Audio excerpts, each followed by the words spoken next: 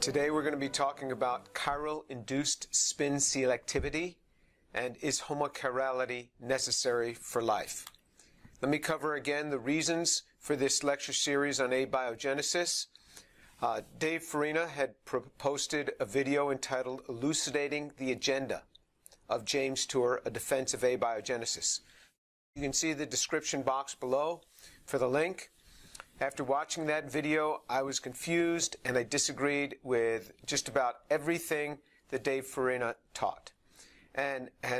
So I think that he had gross scientific inaccuracies in what he presented. And what I'd like to do is bring some clarification here. I'm going to have some timestamps in this video so that you can go back to his video. You could go back to his and see exactly what he said and see if I indeed cited him correctly.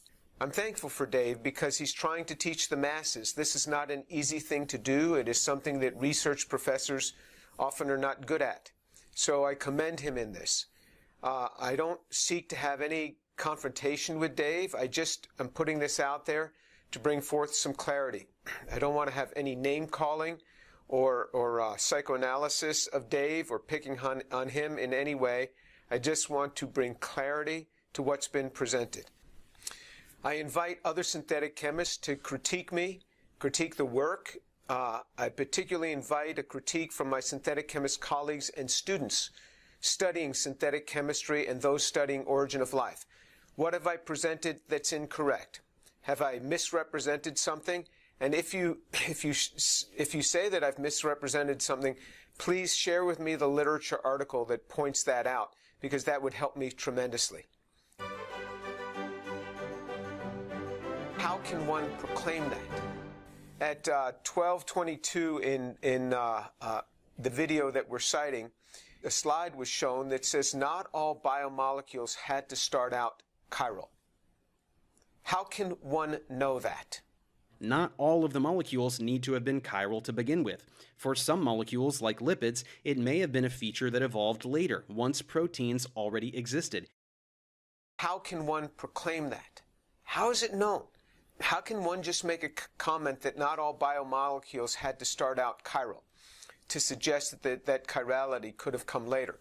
I don't know anywhere how a person could suggest such a thing, so I think that's grossly inaccurate to say that.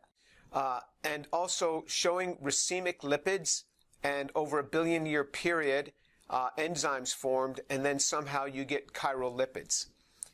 What does that mean, a billion years? Can you put some description on that? Time does not just solve these things. Time doesn't do that. Remember, there's no evolution here. This is pre-biology. This is prebiotic. It's before biology ever began. There's no evolution here. Molecules don't move toward life. They never have been shown to move toward life. They've never been shown to order in an arrangement that moves it toward life any more than a fully homogeneous system. So, and that's not what cells are. Cells are quite heterogeneous. So a lot of claims here that I don't know how one could know a billion years is going to solve this. I don't know how one could know that not all biomolecules had to start out in a chiral form. We'll take a deeper dive into this. Remember, homochirality means that we have one chiral species and not its mirror image. It's like the left and the right hand. The two cannot be superimposed. That's why a right-handed glove is needed for a right hand, a left-handed glove for a left hand. The two are non-superimposable. They're mirror images of one another. If I put my right hand up to a mirror, what I would see is an image of what would look like my left hand. Do we really need homochirality?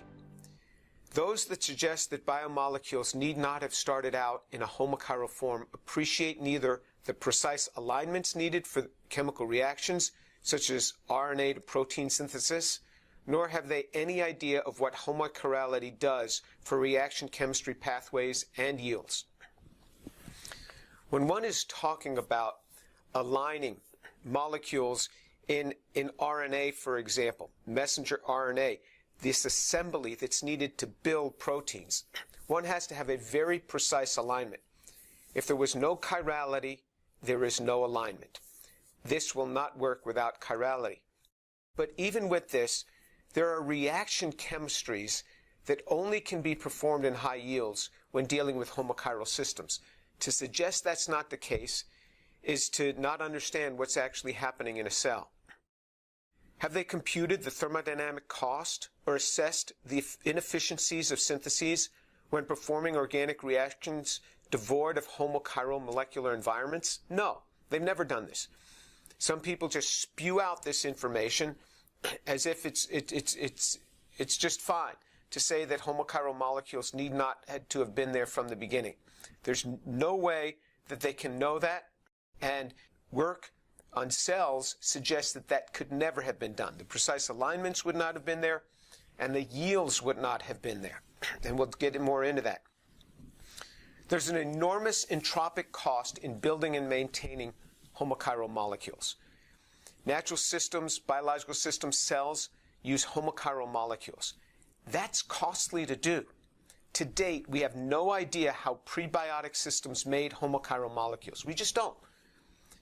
And we are just beginning to understand why this enormous entropic cost needed to be paid up front before the cell could ever be working. We're just beginning to understand that.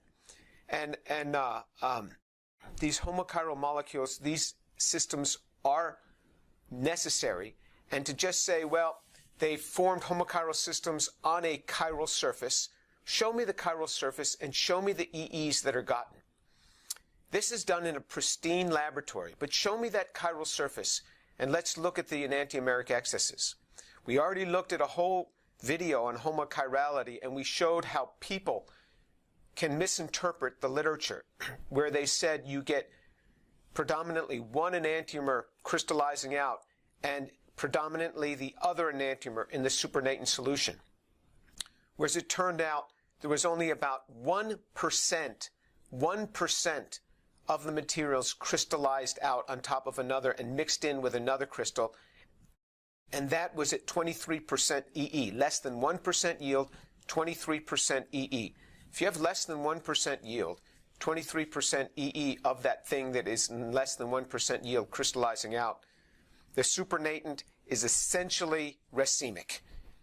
By the standard of any measurement, that thing is going to be racemic. So there was a gross misunderstanding of the literature on that, but that we already discussed. So we want to move toward the construction of a cell. You don't want to use a eukaryotic cell. You want to use a bacterium because that's simpler. Okay, we'll just take a bacterial cell. Using prebiotic relevant methods, we have not figured out how to assemble a functioning cell. That's not been done. In the next video, we'll talk about the assembly problem. We have not figured out how to make the 4 building blocks in anything that's prebiotically relevant. To say that we have machines that can do this using purely synthetic methods in non-aqueous solvents is irrelevant. It's how was this done on a prebiotic earth. Now, even with all of our machines and all of our advances, we've not been able to assemble a functioning cell. Never. Now, with our advances, sure, we can make the 4 classes of compounds when we get the monomers, when we get the building blocks for those from nature itself.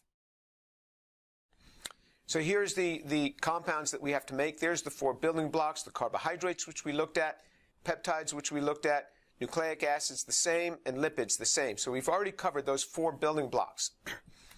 What we've said is we've not even figured out how to make the building blocks of the building blocks. So there's the building blocks of the building blocks. The monomeric sugars are needed in order to make the carbohydrates. Show me in a prebiotic method how people have made glucose. Show me that. Show me how that has been done. Or fructose. Show me how that has been done. Or ribose. Show me how that has been done. Where you can get something where you get it in a homochiral form, separated from all its other diastereomers and its other enantiomer. Show me where that's been done. It's not been done. It's not easy to address these in homochiral form. Amino acids. Show me where homochiral amino acids have been made. Nucleotides, the sugar problem. Because in order to make a nucleotide from which you make nucleic acids, you have to be able to make the sugar. Right there is the sugar. So you have to have that ribose. How do you make ribose? Has anybody ever made ribose in chiral form using prebiotic methods? And even if they could, then build that building block. Show how that would be made. Glycerol. Glycerol is not chiral, but what it has is it has hydroxymethyl groups that are enantiotopic, and those have to be selected in order to get that chiral. So the big problem here is we've not figured out how to address homochirality. That problem has not been solved in any prebiotically relevant method. And remember, we can't play these games where we make something that's a little blip, then we say, oh, there it is, it exists there, so now I can buy it. No, can't play those games. Prebiotic Earth could never do that because there's all those stereogenic centers. So when you have these monomeric sugars, you have these 4 stereogenic centers. There's a stereogenic center here, but this is where the glycosidic linkage would occur. This can be alpha, as shown, or beta, and so that is variable, but it still has to be controlled. So you have all of these stereogenic centers.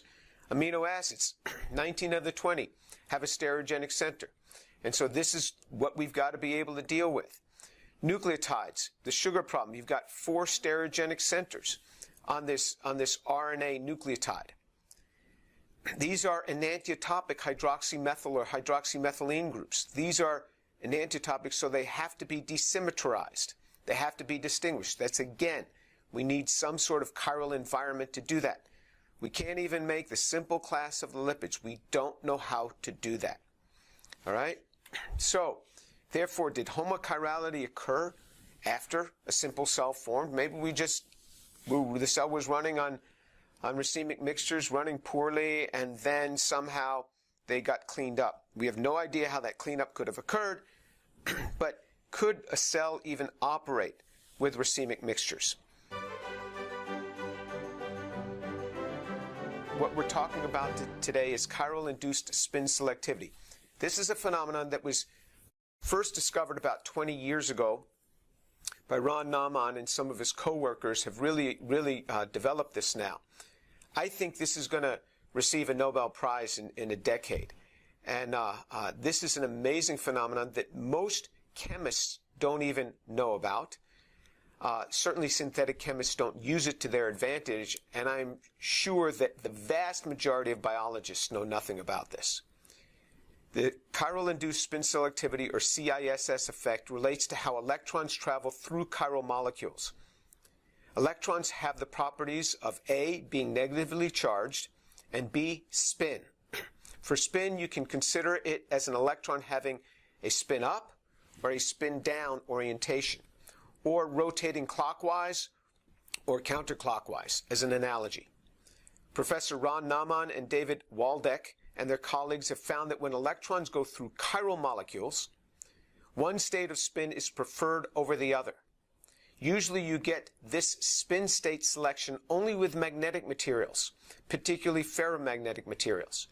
But chiral molecules are not a magnetic material.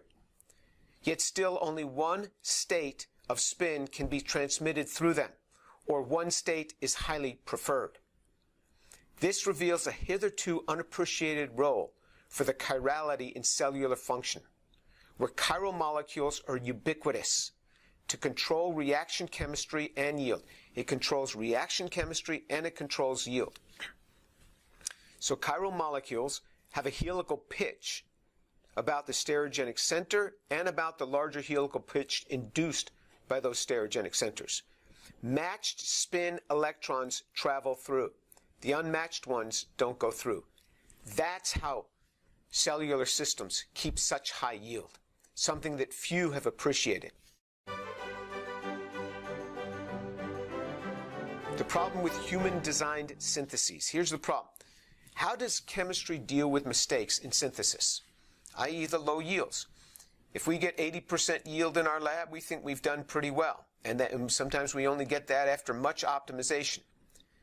But let's take the most highly optimized synthetic reaction in the world. When I say synthetic reaction, I mean the reactions that humans have developed. DNA synthesis. Just 100 mer, 100 units that would, say, code for, say, a 25 long segment of a protein. Just a very short protein. Takes 4 steps per addition of one nucleotide in a DNA synthesizer, which we've seen in a previous video. You have to do deblocking, coupling, capping, and oxidation. There are 4 steps per cycle. If we generously give 99.8% yield per step in these highly optimized systems, that would be 0.998 to the 400th power. 400th power because there's 4 steps and we're building the 100 mer. That'd be 45% yield. That means 55% of what we want is the unwanted oligos. 55% is unwanted. Chemists use HPLC and PAGE to purify. How would a cell deal with this sort of impure mixture? We have no idea. Cells never deal with this sort of impurity. They don't do reactions with this sort of impurity. They have very small amounts of impurity.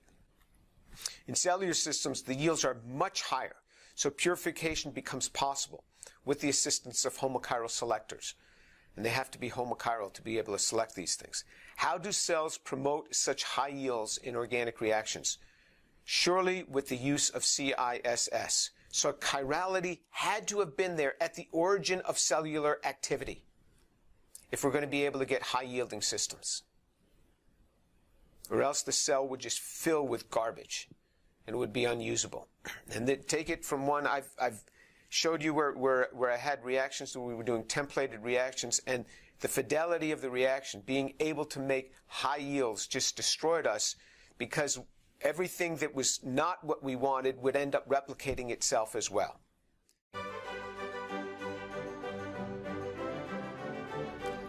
All right, how do cells keep reaction chemistry yields so high? Chiral-induced spin selectivity. Did you know that? Take, for example, hydroxy radical. If you take the unpaired electrons of 2 hydroxy radicals, can either be aligned, parallel, anti-parallel, or parallel. So if you have 2 hydroxy radicals, those 2 can be aligned parallel or anti-parallel. When anti-parallel, they're going to go along a singlet surface that correlates with the formation of hydrogen peroxide. And they have a barrier for forming the oxygen molecule in its triplet ground state. If the spins of the 2 radicals are aligned parallel to one another, the system is on a triplet potential energy surface, and the oxygen molecule is favored. Chemists have yet to understand how to exploit this well in synthetic reaction chemistry. In cells, reaction chemistry yields have to be very high. Homochirality is essential for this to occur. Homochirality ensures high and selective reaction yields through CISS. The electrons proceed down a molecular pathway that correlates the spin to the homochiral twist direction. It's like a spin valve. It selects which one is going to go through. Electron transfers in cellular systems, photosynthesis, for example. Plant cells survive by photosynthesis, which have relatively long-range electron transfers. When traversing in the proper direction, where the electron spin and the chirality of the molecular architecture are matched, electron backscattering by vibrational modes of the molecule are suppressed, since they would require a change in spin and linear momentum. Hence, inelastic collisions and energy loss as heat are suppressed. This minimizes the heat release during these transformations. Many people have wondered how a cell can operate without burning up. Here's how it operates without burning up. It uses chiral-induced spin selectivity, so it minimizes inelastic collisions. And that minimizes the energy loss, and you have heat suppression. Scientists use pi-conjugated molecules to get electron passage through homolumo gaps that are small. So you have highest occupied molecular orbital, lowest unoccupied molecular orbital, and we use pi conjugated systems, sp2 hybridized carbons, for putting electrons through. I spent a large part of my career working in that area, putting electrons through small homolumo gaps of pi conjugated systems. I've written a lot of papers on that topic, actually. On the contrary, cellular systems have primarily non-pi conjugated proteins for electron transfer. How cells do this is amazing. Researchers are just beginning to understand this phenomenon. Theoretical work suggests that there can be several orders of magnitude enhancement of electron transfer in one direction over the other when the chirality of the molecule and the spin of the electron are congruent. When they are matched, then this happens. This is why reaction chemistry is so high in cells. This is why you can take two reactions. You can go in one route to hydrogen peroxide, in the other route to oxygen. How does that happen? It happens by selecting the right electron. And the correct electron is selected by having the correct homochiral system to transport that electron through. That's how cells do it.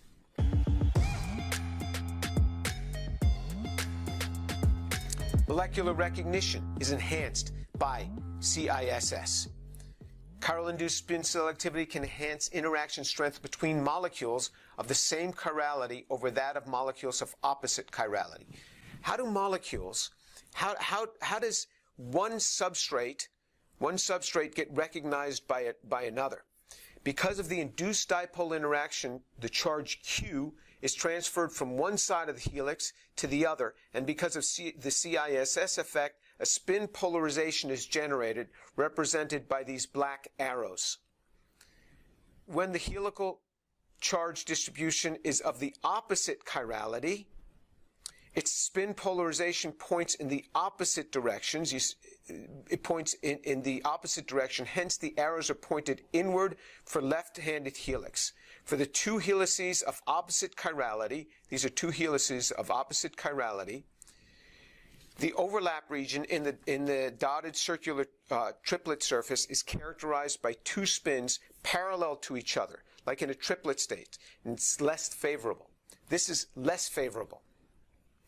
Enantioselection, choosing a homochirality in CISS. Enantioselection designates the process of selecting one chiral isomer over another. The left hand for the left glove, for example. High enantioselectivity is difficult to obtain in a laboratory, but easy in cells. Cells do this all the time. The best of laboratory systems are usually inferior to enzyme systems. How do cells do this? This is what students have been taught for 75 years. A preferential molecular fitting causes a molecule to enter into the chiral cleft with one preferential orientation. Van der Waals interactions, including steric effects, favor one molecular alignment in the chiral cleft over another. Little else is generally taught. A molecule will approach a chiral system in two different ways, and it'll go into the lower energy manifold because of van der Waals interactions. That's attractive and repulsive interactions that can include hydrogen bonding, dipolar effects, London forces, hydrophobic interactions, pi-pi stacking, and also because of described as steric effects. Little else is generally taught.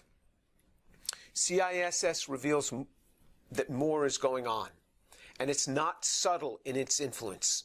The attractive interactions between molecules of matched chirality can be higher by as much as 1 electron volt. And if we put that on a molar scale using Avogadro's number, that would be 96 kilojoules per mole or 23 kilocalories per mole over their mismatch set.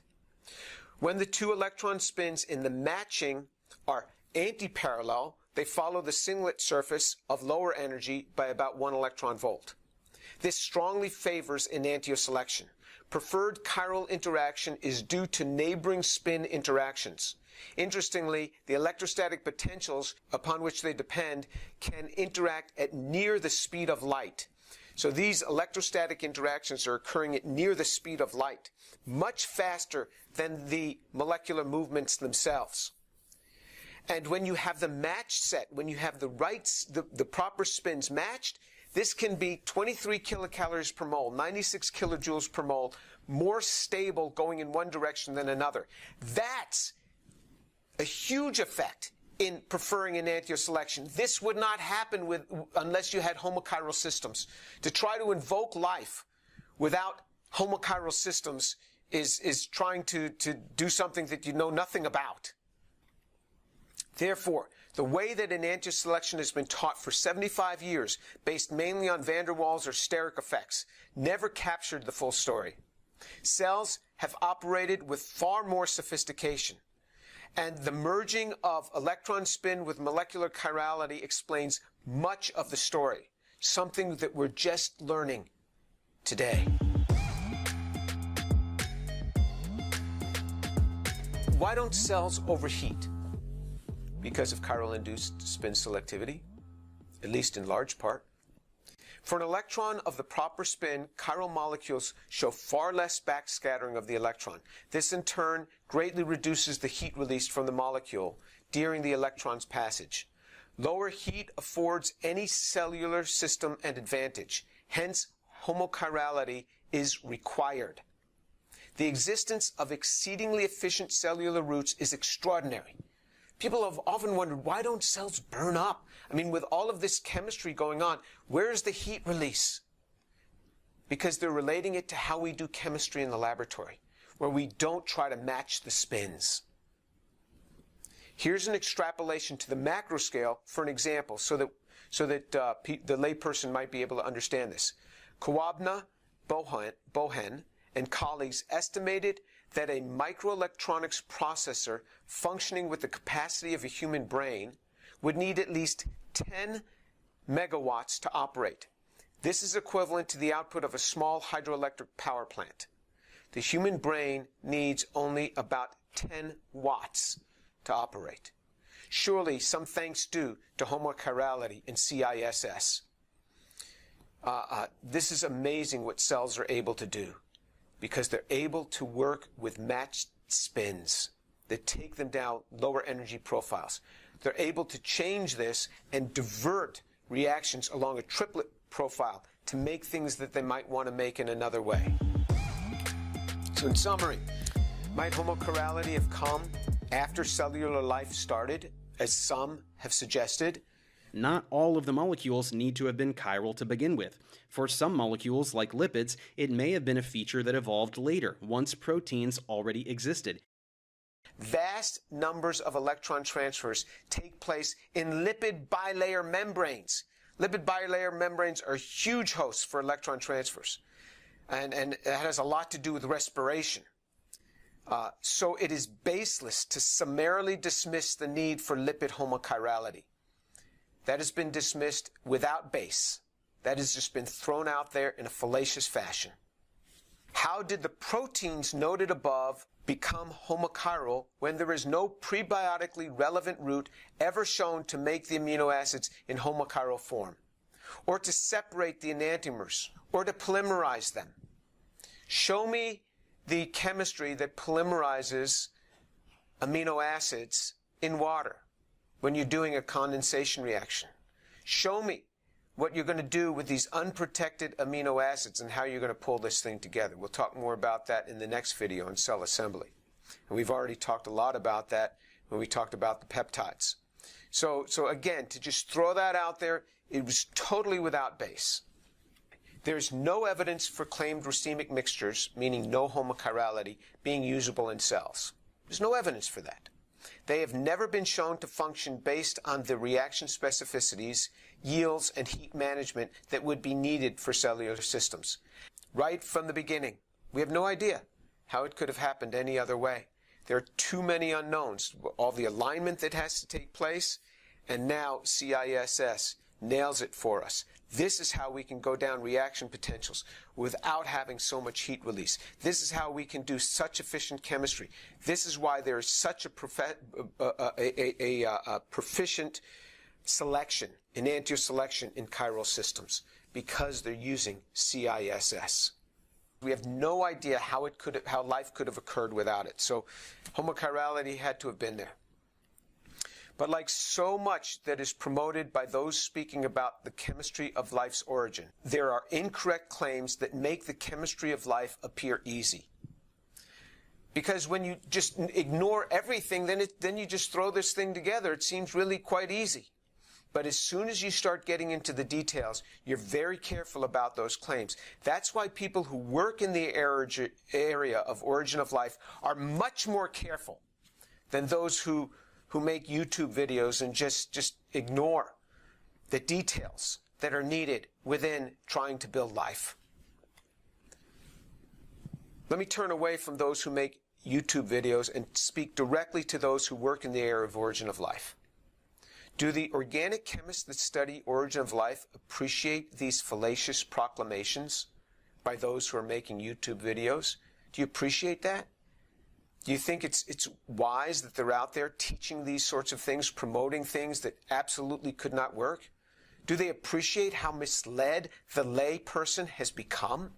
The lay public has utterly been misled, thinking that we're just on the verge of cracking this problem.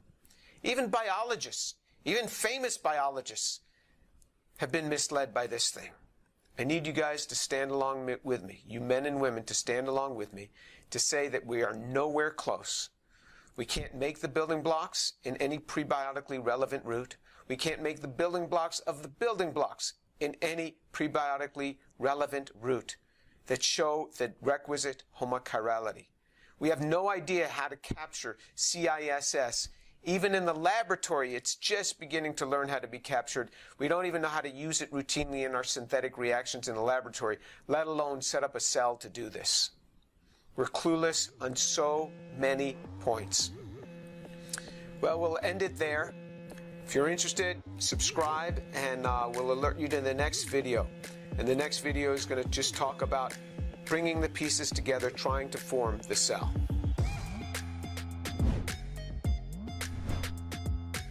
Thanks for joining us. If you want to subscribe, just click right here, subscribe, and we'll give you a shout out when the next video in this series comes out.